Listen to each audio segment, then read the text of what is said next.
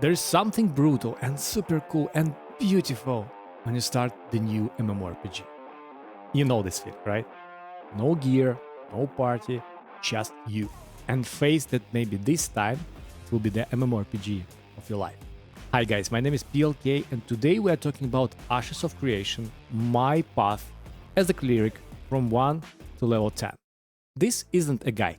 I'm not here to tell you where to farm or how to spec your cleric. So I will do, but in a different way. I just want to show you what it feels like to play cleric from level 1 to 10 in Ashes of Creation Alpha 2, Faith 3, whatever. If you ever played cleric, you know the truth. You don't win fast, you win slow. Yeah. And that's exactly what makes it worth it. I have played MMORPGs for half of my life. Lineage 2, World of Warcraft, you just can name any MMORPG ever existed, I played it. And last time I was playing 2 years for Throne and Liberty, so I played all of them. Yeah, I'm gravitating a little bit more to the Korean ones. I like grind, I like social element, but every single time I ended up as the cleric, and I can't help. There is something about surviving when everyone else is dead that just feels right, or vice versa. You heal and you make people survive. It's super cool. It's all around the group content and it's always harder. 90% of MMORPGs that I was playing, cleric or healer or whatever class, but healing class, it's always harder to level up, always harder to gear up.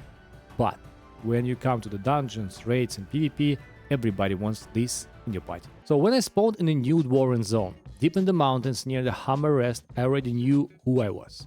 A cleric again, surrounded by snow, stone and silence. No dungeons, no rush, no endgame yet, just the rhythm of your footstep and the tiny flicker of magic keeping you alive. And the first thing that I like in Ashes of Creation is verticality of the map. Like every turn hides another drop or climb, you have like epic mountains and you can, these geoguessers, the people who have a photo and they're like, this is in whatever country. It's kind of this, like I can spending hours and hours in the same mountains, hunting wolves or ravens or other animals or other mobs, whatever. You start to adapt to the landscape and you have this broken bridge somewhere there and this huge reach of the mountains, and you start to acknowledge this. You start to understand where are you. Verticality of the map is super cool. You're constantly looking up or down, not forward. It's a small detail, but it gives the world a pulse. The main thing, after so many MMORPGs, I just stopped rushing. It's alpha, there's no leaderboard, no race, no actually the purpose to rush. The goal is to feel the game, not finish it.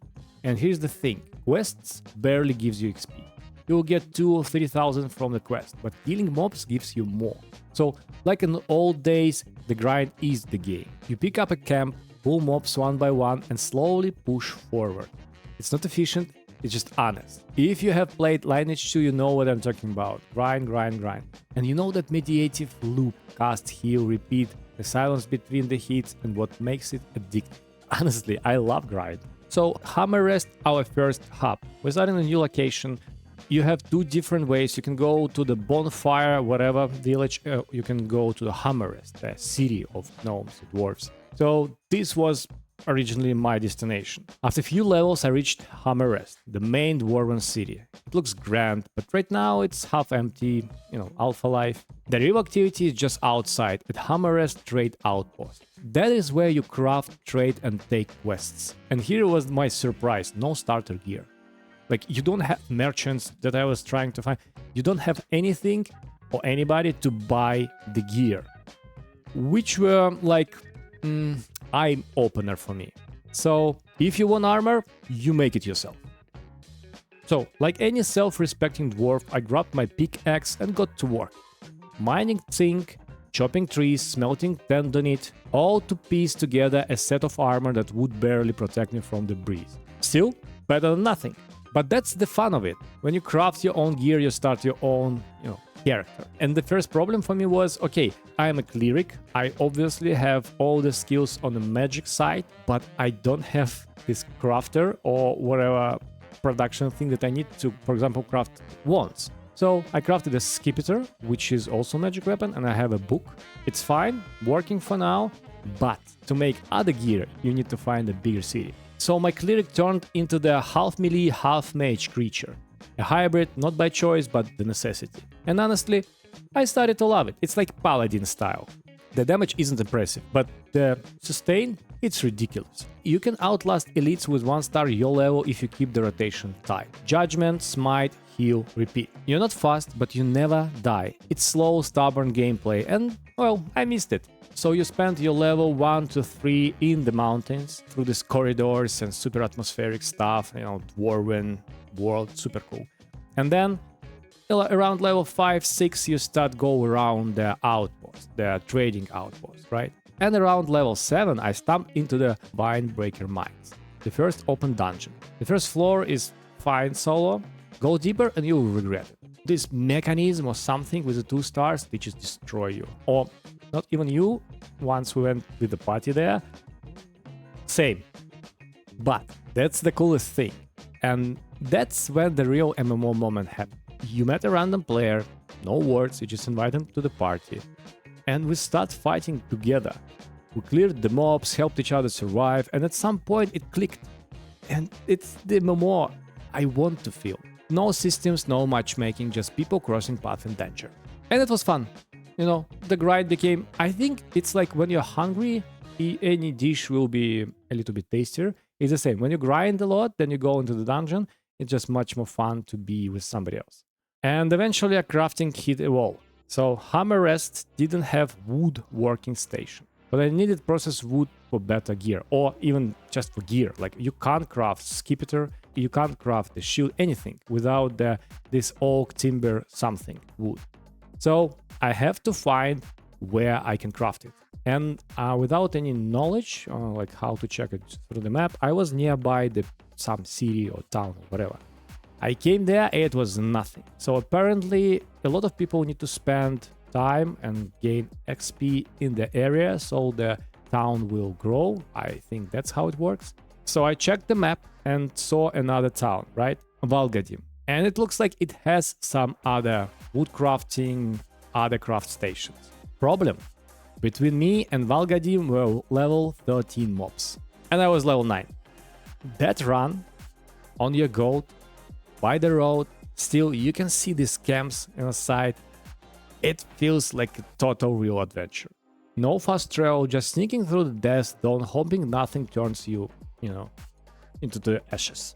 So when I finally reached Valgadim, I saw the crafting benches. Actually felt proud and, a bit relieved. That's the progress in a different way, and it hits different as well. So I can craft my Skipper, I can craft different stuff, but is it enough to have level 10 to, roam around Valgadim? I don't think so, but you can try if you're a Cleric.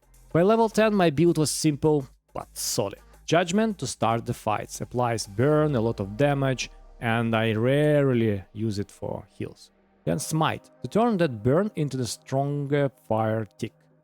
Then you have a Healing Touch and Mend for survival. Healing Touch is basically the insta-heal without big cost of magic, and also Mend is just your normal heal. You always have it, but I rarely use it, only in the party. Then you have Bless Weapon for a little more mana regen and weapon power, like with a small chance. The thing is, you don't have a lot of spells, you don't have any actually, like you have Judgment, Smite, you have this Bless Weapon, and then you have 2 more things that you can use. First one, my favorite, is Divine Flare. It drops a healing circle that if you take the right augment, silence enemies and deals damage. So it heals you and deal damage to the enemy, silencing the enemy.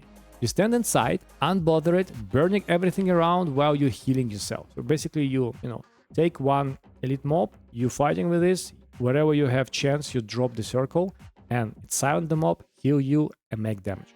By this, you can survive almost every elite your level with 1 star. At level 10 I added Secreting Wave, a small magic hit that amplifies fire damage, and it's AoE as well. If you want to grind AoE, just go to the previous location and circle this wave thing, and also just the AoE by your weapon or the book. It works.